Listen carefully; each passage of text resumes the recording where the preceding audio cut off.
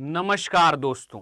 जैसा कि आप सभी लोगों को पता है कि एसएससी स्टेनोग्राफर के कट ऑफ के बारे में बहुत सारा आकलन, बहुत सारी भविष्यवाणी और बहुत सारी बातें की जा रही हैं और ये बात नजरअंदाज कर दी गई है कि भाई क्या हुआ एसएससी स्टेनो के एग्जाम में। तो सबसे पहले तो इन सभी बातों को करने से पहले ये बात करना जरूरी है कि जो एग्जाम में हुआ क्या उसके बाद भी कट ऑफ की बात करनी चाहिए।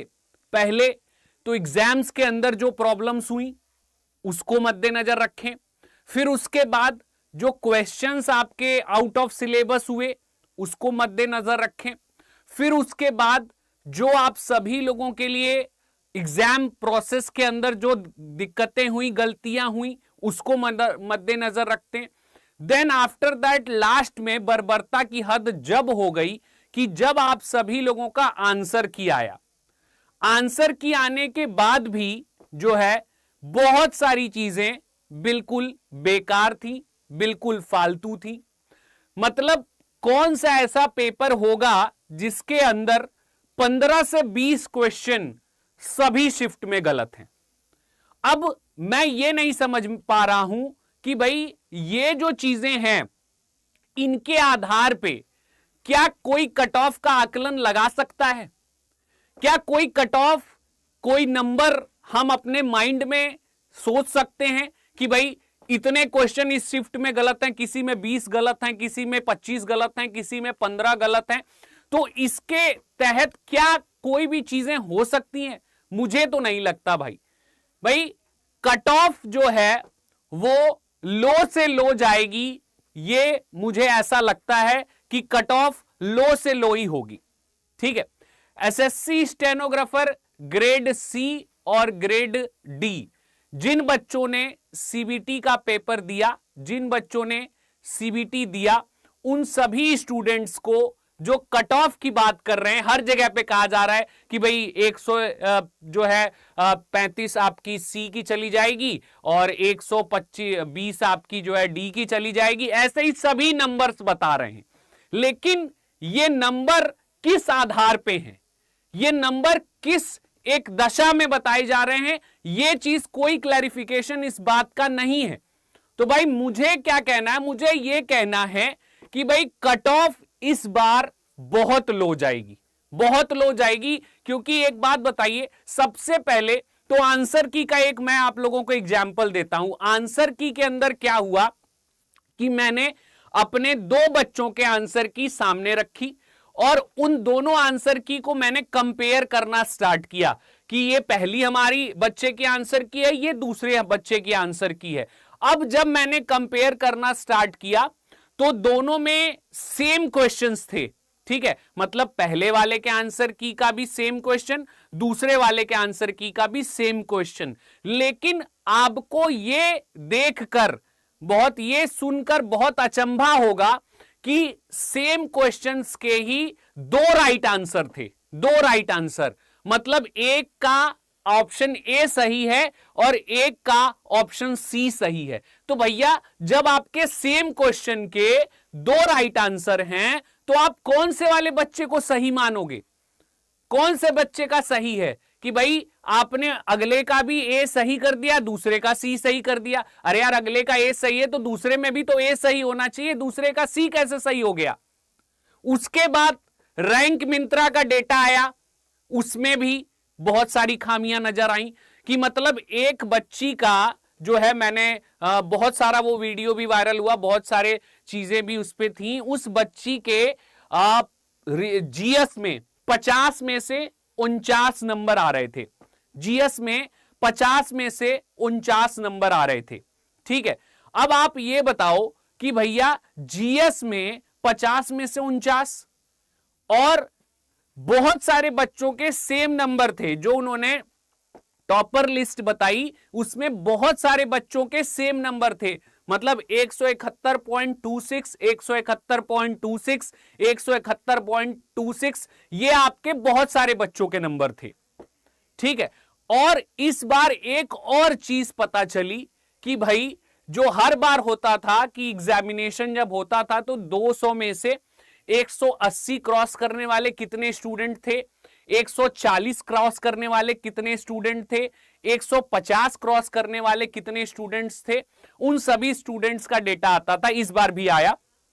तो उसमें यह बात पता चली कि अगर हम पूरे रिजल्ट्स की बात करें, पूरे कट ऑफ की बात करें, तो 180 प्लस वाले में सिर्फ 2 या 3 स्टूडेंट हैं।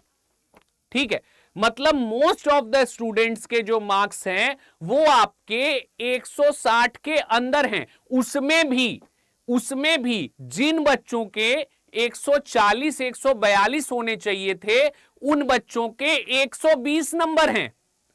भैया वो कह कर क्या आए हैं? भैया एक बात बताओ, मैंने आपसे बोला कि एसएससी ने आपको एक क्वेश्चन दिया, ठीक, मुझे नहीं पता वो क्वेश्चन गलत है, बच्चे को नहीं पता वो क्वेश्चन गलत है, लेकिन एसएससी ने वो क्वेश्चन गलत दिया, ठीक।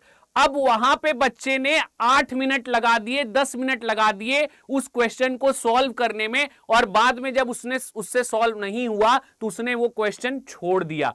तो एक बात बताइए, वो जो 10 मिनट गए उसके, वो कौन रिटर्न बैक कर पाएगा? कोई रिटर्न बैक कर पाएगा? ऐसे तो भैया 200 नंबर का पूरा पेपर ही सॉल्व करना सबसे टफ हो जाएगा। ऐसे तो 200 नंबर का जो पूरा पेपर है, अगर आपने 15 से 20 क्वेश्चन पूरे पेपर में गलत दे दिए हैं, तो भैया ये बताओ कि किस बिहाफ पे ये 200 नंबर का पेपर जो है बच्चा सही से सॉल्व कर पाएगा? तो मुझे ये नहीं समझ में आ रहा कि ये जो कट ऑफ का डेटा आ रहा है, किस आधार पे ये डेटा आ रहा है, किस बिहाफ पे ये बनाया जा रहा है। ये चीजें बिल्कुल गलत हैं, बिल्कुल भी सही नहीं है। जैसे हमने पिछली बार कट ऑफ की अगर बात करी तो वो भी गलत ही साबित हुई, क्योंकि हमने कहा था, जो अंदाजा लगाया था कि भी 142 145 पे ग्रेड डी मिल जाएगा, लेकिन मेरी ही एक स्टूडेंट को 153.5 पे ग्रेड डी नहीं मिला। उसका मेरे पास मैसेज भी आया कि सर 153.5 पे ग्रेड डी नहीं मिला मुझे। सोचिए, तो कट ऑफ जो है वो हम आप कैसे अंदाजा लगा सकते हैं, कैसे एक कंक्लूजन पे पहुंच सकते हैं कि भैया जो कट ऑफ होगी वो इतनी ही होगी? किस तरीके से, कैसे आप कट ऑफ पे अंदाजा लगा सकते हैं कि भैया जो कट ऑफ होगी वो 120 ही होगी, कट ऑफ जो होगी वो 130 ही होगी, कट ऑफ जो होगी वो 135 से 140 के बीच में होगी? कैसे अंदाजा लगा सकते हैं? ये बात मेरे बिल्कुल भी समझ में नहीं आ रही है, क्योंकि पेपर के अंदर बहुत सारी गड़बड़ियां हैं। जब इन्होंने आंसर्स की दी उसके अंदर भी बहुत सारी गड़बड़ियां हैं। तो इतनी गड़बड़ियों के बाद क्या हम इतने टैलेंटेड हैं, क्या हम इतने ज्यादा एक्सपर्ट हैं कि हम एक कट ऑफ को डिफाइन कर लेंगे? मैं तो यही कहूंगा कि भाई इस बार की cut off lowest cut off steno होनी चाहिए। मतलब अभी तक की सबसे लोएस्ट कट ऑफ स्टेनो इसी बार की कट ऑफ होनी चाहिए, ठीक है, और इससे लो अब कट ऑफ नहीं हो सकती। तो आकलन करना, ये समझना, ये आपको समझाना बिल्कुल गलत है कि भैया एसएससी स्टेनो में ग्रेड सी की इतनी कट ऑफ है, ग्रेड डी की इतनी कट ऑफ है। इस बात का बिल्कुल भी कोई भी मकसद नहीं बनता है कि हम आपको कोई एक नंबर दे दें कि भैया ये नंबर आपका है। कोई भी आपका कट ऑफ के ऊपर टीका टिप्पणी अगर कर रहा है तो ये चीजें बिल्कुल समझ से परे हैं।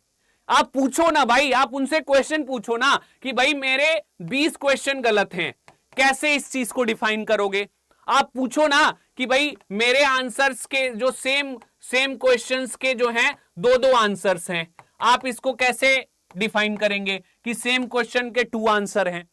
कैसे कट ऑफ वाला बंदा इस चीज को डिफाइन कर सकता है? आप डिफाइन कर सकते हो। तो भाई इन्होंने आंसर की भी दी, वो आंसर की भी आधी अधूरी थी, उसमें भी आधे से ज्यादा चीजें जो थी वो समझ के परे थी, ठीक है। इंग्लिश के क्वेश्चंस जो हैं वो लोड ही नहीं हो रहे थे। बहुत सारे क्वेश्चन अभी जो लास्ट डे तक जब आंसर की का ओपन था गेटवे, तब तक नहीं लोड हुए। कौन से बिहाफ पे हम कट ऑफ बताएं भाई? तो मैं ये कहता हूं कि इस बार से लो कट ऑफ कभी जीवन में एसएससी स्टेनो की नहीं होनी चाहिए। अगर कोई दो राय नहीं है कि इस बार बच्चे को अनरिजर्व वाले को ग्रेड डी जो है वो आपका 115 पे मिल जाए। कोई दो राय नहीं है कि भाई ग्रेड डी जो है वो 115 पे ग्रेड डी मिल रहा हो। ऐसा ही होना चाहिए भाई, ऐसा ही होना चाहिए, क्योंकि बच्चों के साथ जो दिक्कतें आई हैं, जो परेशानियां आई हैं, उसको मद्देनजर रखते हुए इस बार कट ऑफ हाई नहीं जानी चाहिए, कट ऑफ लो ही होनी चाहिए। और उसका रीजन मैंने आप सभी लोगों को बता दिया कि क्या रीजन है। भाई बहुत सारे पहलुओं पे कट ऑफ डिसाइड होती है। सबसे पहला पहलू कि आपका माइंडसेट खराब कर दिया गया एग्जाम सेंटर्स में ही, आपका माइंडसेट खराब कर दिया गया, खराब कीबोर्ड, खराब माउस, जो आपका एडिक्यूटी का जो आपके सर्वर थे उसका उसकी खराबी, उसके बाद बर्बरता आंसर की में भी की गई। तो कौन से आधार पे हम आप सभी लोगों को कट ऑफ बता रहे हैं? कौन सा माइंडसेट एक टीचर क्रिएट कर रहा है जिससे उसे पता चल जा रहा है कि कट ऑफ ये है? मुझे तो वो माइंडसेट क्रिएट करने नहीं आ रहा है।